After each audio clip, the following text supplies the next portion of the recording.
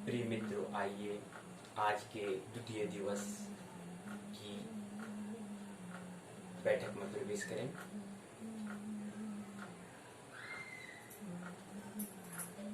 कल की बैठक में हमने बीजेपी भूमंच ज्योतिष पाठशाला से परिचय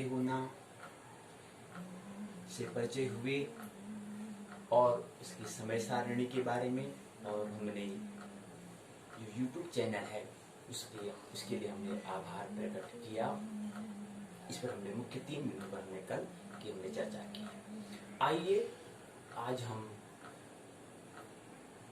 की चर्चा ज्योतिष के अंतर्गत आने वाले जो मुख्य प्रमुख जो विषय हैं उनसे हम संक्षिप्त में परिचय होने का आइए हम प्रयास करें। सबसे पहले बात, पहला विषय है गीता अर्थात मनोविज्ञान, जिसको हम मनसशास्त्र भी कहते हैं। गीता का ज्योतिष के लिए हम जिक्र क्यों कर रहे हैं? क्योंकि कोई भी शास्त्र जो होता है वो मनस तक हो सकता है। जो भी शिक्षाएं हो सकती है वो मनस तक हो सकती हैं। उच्च से उच्च कोई भी चीज है वो मनस हो सकता है। कोई भी आध्यात्मिक शास्त्र है नहीं होता है। जो आध्यात्मिक होता है उसके लिए केवल इशारे होते हैं। तो इसलिए हमने गीता में जो आध्यात्म में है उसकी ओर इशारे, जैसे चांद के लिए हम इशारे करते हैं कि वो रहा चांद, तो इशारा का काम कौन करता है? गीता करता है। इसलिए जीवन का जो हमें कैसे हमें जीना है, कैसे हम अध्यात्म में प्रवेश करना है, वो इशारा का काम, वो सिग्नल का काम कौन करता है? गीता करता है, अर्थात मनोशास्त्र करता है, अर्थात मनोविज्ञान करता है। इसलिए पहला विषय हमने मनोविज्ञान विषय को चुना, और दूसरा है जीव विज्ञान, तीसरा विषय है विज्ञान, और विज्ञान के अंतर्गत सभी विषय आगे हैं। जो भी विषय हम यहाँ पर नहीं करेंगे उसमें संक्षिप्त में जो भी विषय होंगे, चाहे भौतिक विज्ञान हो, रसायनी हो या अर्थशास्त्र, जो भी है, कला से हो, मानविकी से हो या विज्ञान से हो, वो सभी विषय के अंतर्गत आ जाते हैं। चाहे सामान्य जानकारी, जनरल नॉलेज हो, वो सब इस विषय में आ जाता है। चौथा भूगोल, पांचवा संगणक कंप्यूटर प्रौद्योगिकी, छठा संस्कृत और सातवां गणित, ये विषय है। आइए प्रवेश करें हम मनोविज्ञान। इसको हम साइकोलॉजी कहते हैं। और मन को समझना हमें होता है। जब कोई दो लोग आपस में वार्तालाप कर रहे हैं, चर्चा कर रहे हैं, उन दोनों की आपस में चर्चा हो रही है, एक दूसरे को समझना, अंडरस्टैंडिंग करना बड़ा महत्वपूर्ण होता है। हालांकि ऐसा जब कोई दो आपस में बात कर रहे हैं, इसमें अधिकतर मौका यह होता है कि वो एक दूसरे की बात को नहीं सुन रहे होते हैं। वो एक बैठे इसलिए हैं, उन दोनों को अपनी बात उससे कहना है और दूसरे की बात दूसरे ने उससे कहना है और उसने उससे कहना है, इसलिए वहां पर बैठे हैं अगर देखा जाए। लेकिन अगर विकास जब हो जाएगा तब दोनों क्या करेंगे? वो एक दूसरे की बात को सुनेंगे, तब जाके फिर वो अपनी बातों कहेंगे। वो बैठे इसलिए भी, अभी अगर विकास अगर नहीं होगा, शिक्षा अगर हमारे अगर व्यवस्था ऐसे भी नहीं हो पाई है, अगर हम अच्छी शिक्षा उनको देंगे तो जो गुरु शिष्य को या विद्यार्थी को समझाना चाहता है तो पूरा उसको पहले सुनेगा। कहते हैं ना, वक्ता होने से पहले महत्वपूर्ण होता है एक श्रोता होना। तो क्या सुनना है, क्या कहना है, क्या देखना है, क्या पढ़ना है, क्या लिखना है, क्या समझना है, ये सब हम पर निर्भर करता है। हमारे प्रारब्ध पर निर्भर करता है, हमारे प्रवृत्ति पर निर्भर करता है, हमारे रुचि पर निर्भर करता है, और हमारे संस्कार पर ये क्या करता है? निर्भर करता है, डिपेंड रहता है। दूसरों से हम क्या सुनना चाहते हैं, दूसरा क्या कहना चाहता है, वो हम नहीं सुन पाते। हम जो सुनना चाहते हैं हम वो सुन लेते हैं, हम जो पढ़ना चाहते हैं वो हम पढ़ लेते हैं। लेकिन जो किताब में जो किसी व्यक्ति ने लिखा है उसकी बात को हमें समझना, अर्थात सुनने की कला का हमें बहुत विकास हमें करना है। ये विकास अभी नहीं हो पाया है। शिक्षा में शिक्षक की महत्वपूर्ण जिम्मेवारी होती है कि उसको पहले सुनने की कला सिखाई जाए। क्या सुनना है, मतलब जो गुरु जी सुना कहना चाह रहे हैं, बताना चाह रहे हैं, उसी को वो समझ पा रहा है या नहीं समझ पा रहा है, ऐसी कुछ व्यवस्था शिक्षा में हमें करनी है। ये सब हम हमारे इस पर प्रारब्ध, प्रवृत्ति, रुचि और संस्कार पर निर्भर करता है। और रुचि के अनुसार भी हम के व्यक्ति खाना पीना, उससे भी आदमी का सब उसके जो ये मनोवैज्ञानिक उसका एनालिसिस कर लेते हैं, उसका विश्लेषण वो कर लेते हैं, इसलिए महत्वपूर्ण हो जाता है मनोविज्ञान। दूसरा है जीव विज्ञान। जीव विज्ञान जो होता है मूलतः क्या होता है, प्राणियों के शरीर की संरचना का अध्ययन करना होता है। हमारे शरीर में कौन सा काम, क्या शरीर का कौन सा भाग क्या काम करता है, उसके बारे में जानकारी, हमें क्या खाना है, मौसम वातावरण ठंडा हो गया, गर्म हो गया तो हमें क्या पहनना है, क्या करना है, ये सब व्यवस्था अगर हम इसके बारे में अगर अध्ययन करेंगे, जागरूक रहेंगे तो हम स्वस्थ रहेंगे। हमने कल भी कहा था, कल की बैठक में भी कहा था, हमें क्या करना है, मनोचिकित्सा करनी है। चिकित्सा वैज्ञानिक कहते हैं, मनोवैज्ञानिक कहते हैं बीमारी 70% मानसिक बीमारी है, 30%, ये प्रतिशत ज्यादा भी हो सकता है, अभी 70 है या 80, 85 कभी अगर और देखेंगे तो 90% बीमारी मानसिक बीमारियां हैं, डायलिसिस हैं, ये बात ख्याल में। तो ये हम जीव विज्ञान में अर्थात हम स्वस्थ रहेंगे। स्वस्थ मस्तिष्क में ही क्या होता है, ज्ञान। अगर शरीर हमारा स्वस्थ है तो वहां पर हमारा बात हमें समझ में आएंगी, मन लगेगा। स्वस्थ शरीर है तो स्वस्थ मस्तिष्क, वही बात आती है। तो स्वस्थ शरीर में स्वस्थ मस्तिष्क का क्या होता है, निवास होता है, प्रवेश होता है ज्ञान का। तीसरा आता है विज्ञान, साइंस कहते हैं, जीव विज्ञान बायोलॉजी कहते हैं।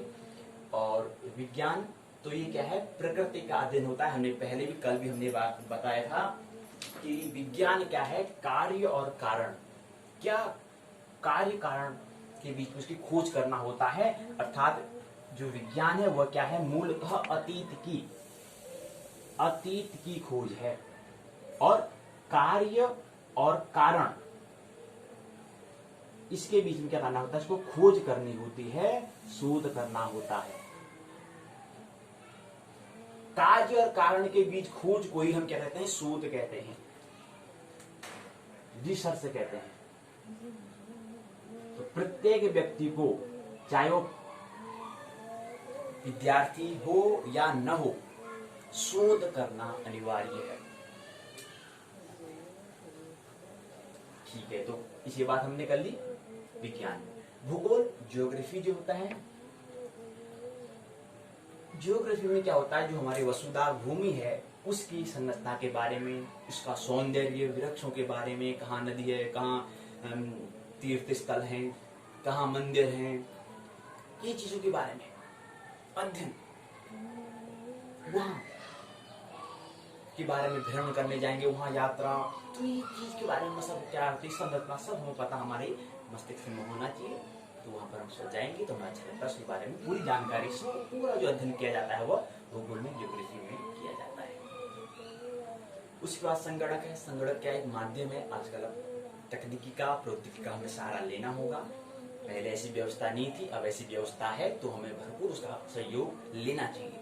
जैसे एक यूट्यूब चैनल है, अन्य जो एप्लीकेशन है, ऐप है, उनका हमें सहारा लेना चाहिए। देखो ना, हमारे पास ऊर्जा है, उसको कैसे सृजन दिशा में, कैसे अधो से ऊर्ध्व दिशा में हम लगाएं, ये बड़ा महत्वपूर्ण है। कैसे उसको राइट डायरेक्शन में ऊर्जा का व्यय करें। ऊर्जा हमारे पास है लेकिन हम उसका प्रयोग करना, उसकी यात्रा कैसे करनी, ये हमें नहीं आता है। आशा करता हूँ कि हम उसमें अपनी जो ऊर्जा है उसको सही दिशा में लगाएंगे। संगणक तो हमने कहा, प्रौद्योगिकी का हमें सहारा लेना होगा, तकनीकी का भी हमें सहारा लेना होगा, टेक्नोलॉजी का हमें सहारा लेना होगा, उसके अंतर्गत ये आ जाता है। अगला छठा है संस्कृत है। हमने कहा कि संस्कृत जो है ज्योतिष के मूल तथ्य जो है संस्कृत में है। संस्कृत तो जो अनिवार्य संस्कृत दूसरा कला है। एक संस्कृत अपने आप में एक अनोखी क्या है भाषा है, इसलिए वो अनिवार्य है। तो इस विषय को भी हमने इसलिए चुना। अगला 7वां विषय आता है गणित, मैथमेटिक्स से होता है। और इसको तो इसमें क्या है, गणित का जो आविष्कार जो हुआ है ज्योतिष की कृपा से, ज्योतिष की वजह से क्या हुआ, इसका आविष्कार हुआ है, ये अस्तित्व में आई है। चाहे वो संस्कृत का जो संस्कृत में जो अष्ट है उसको इंग्लिश में 8 कहते हैं, तो संस्कृत का ही रूप है, ये ख्याल रही। तो संस्कृत से ही क्या हुआ है, गणित का आविष्कार। तो अंक गणित हो, बीज गणित हो, रेखा गणित हो, कोई उसका और ज्योतिष की गणनाओं के लिए बहुत उसका उपयोग होने वाला है। तो इसलिए इस विषय को भी हमने मुख्य विषयों में हमने इसको रखा, प्रमुख विषयों में हमने रखा। दूसरी बात, अनुभव के लिए एक फॉर्मूला होता है, वो होता है सूझ अर्थात समझ, अंडरस्टैंडिंग प्लस अनुभूति, फीलिंग। अर्थात अनुभूति मतलब क्या होता है, हृदय के तल पर अनुभव करना। मतलब कोई भी विचार हम कर रहे हैं तो हम विचार करने में नहीं लेना है, उसको थोड़ा हृदय तक ले जाना है। और समझ होता है नाभि तक, उस विचार को हृदय के बाद और नीचे ले जाना है, नाभि। क्योंकि जीवन का केंद्र क्या है, नाभि है। ख्याल रहे 99% लोगों को, जो लोग हैं पहले मस्तिष्क पर जोर देते हैं, पूरी शिक्षा, सारी की सारी शिक्षा व्यवस्था मस्तिष्क वहीं पर रुक जाती है। कुछ बिरले थोड़ा हृदय तक जाते हैं और 1% मुश्किल से 1% लोग नाभि तक जा सकते हैं। जीवन का भी और शरीर का भी केंद्र कौन है, नाभि है। सबसे पहले अगर शरीर की संरचना सबसे पहले क्या बनती है, नाभि की बनती है। रात को जब सोते हैं तो हम रात को श्वास नाभि से लेते हैं। इसके बारे में बहुत सारे तथ्य हैं, आने वाले समय में इसको जब होगा जीव विज्ञान पढ़ेंगे तो वहां पर चर्चा करेंगे। चर्चा होती रहेगी क्योंकि ज्योतिष के अंतर्गत महत्वपूर्ण विषय है, चर्चा करते रहेंगे। लेकिन नाभि तक ले जाना है, मस्तिष्क से भी नहीं रोकना है, इसको हृदय तक ले जाना है, हृदय के बाद फिर नाभि तक ले जाना है। पुरुष मस्तिष्क पर जोर देता है, महिलाएं हृदय तक जोर देती हैं, लेकिन नाभि तक ख्याल नहीं। भक्ति भी नाभि की सूचना है, तो इसलिए रखें। तो ये चीज है, तो हमें और नीचे तक जाना है, जीवन केंद्र तक हमें जाना है। तो भक्ति और या आत्मा कहें तो उसका निवास नाभि है। तो ये हमने बात करी। और उसके बाद हमने कहा कि एक सूत्र और है, वह है ब्रह्मांड। अगर हम यूनिवर्स का फॉर्मूला, दूसरा सूत्र ये है, अगर ब्रह्मांड कहें तो ब्रह्मांड में देखते हैं तो ब्रह्मांड बराबर जो होता है वह ब्रह्म प्लस प्रकृति के योग को हम कहते हैं ब्रह्मांड कहते हैं। और ब्रह्म के लिए ही जो इशारे आध्यात्म में या गीता में जो इशारे किए गए हैं, इशारा किया जाता है ब्रह्म के लिए, अर्थात जो अप्रकट है। और प्रकृति जो हमारा विज्ञान है, जो प्रकट है, उसको हम प्रकृति कहते हैं, नेचर। ये सारी बहुत सारी बातें हैं। और हमने कहा था कि उत्तराखंड में मुक्त विश्वविद्यालय का यहाँ पर पूरा सहयोग लेंगे। उसके जो मूल तौर स्नातक कला संकाय में जो विषय दिए हैं, लिए हैं, उसमें है संस्कृत साहित्य है, उसको SL से व्यक्त करते हैं। दूसरा है साइकोलॉजी, मनोविज्ञान विषय है। तीसरा है ज्योतिष। ये 3 विषयों का हमें उत्तराखंड मुक्त विश्वविद्यालय का उसका हमें सहयोग लेना है। उसी के सहयोग से हम आगे बढ़ेंगे। और तो ये मूल बातें थी, हमने ये चर्चाएं करी। प्रसारण जो है बीजेपी प्रस्तुत करता ज्योतिर्मय की प्रस्तुति, शिक्षा दीक्षा विक्षा अर्थात विकास को हमें प्राप्त होना है, विकसित हमें होना है। इसलिए शिक्षा के बाद दीक्षा के बाद विक्षा तक हमें पहुंचना है। सूद हमने बताया। तो आशा करता हूँ मानने की कोई आवश्यकता नहीं है, कोई लाइक शेयर सब्सक्राइब इत्यादि कमेंट ये मैं भी आशा नहीं करता हूँ। आपको लगे तो करें। कल भी हमने बात की थी कि साविद्या या विमुक्ति विद्या ददाति विद्या, 2 सूत्रों कल भी दिए थे। आज भी हमने 2 सूत्र ब्रह्मांड बराबर ब्रह्म प्लस प्रकृति और अनुभव सूर्य अर्थात समझ प्लस अनुभूति, ये हमने 2 सूत्र आज 2 कल भी सूत्र दिए थे। आपने सुना, मानने की कोई आवश्यकता नहीं। मेरी बातों को इतने प्रेम पूर्वक शांति पूर्वक सुना, बहुत बहुत अनुग्रहित हूँ। अंत में सबके भीतर बैठे हुए परमात्मा को प्रणाम करता हूँ। मेरा प्रणाम स्वीकार करें और एक उत्सव महोत्सवपूर्ण जीवन जिए, ऐसी आशा करता हूँ। विद्यार्थी अर्जुन, आपको बनना है कृष्ण की कोई ढूंढने की आवश्यकता नहीं है। पहला महत्वपूर्ण जो होता है अर्जुन बनना। अर्जुन आप बन गए तो आपको निश्चित कृष्ण मिल जाएंगे।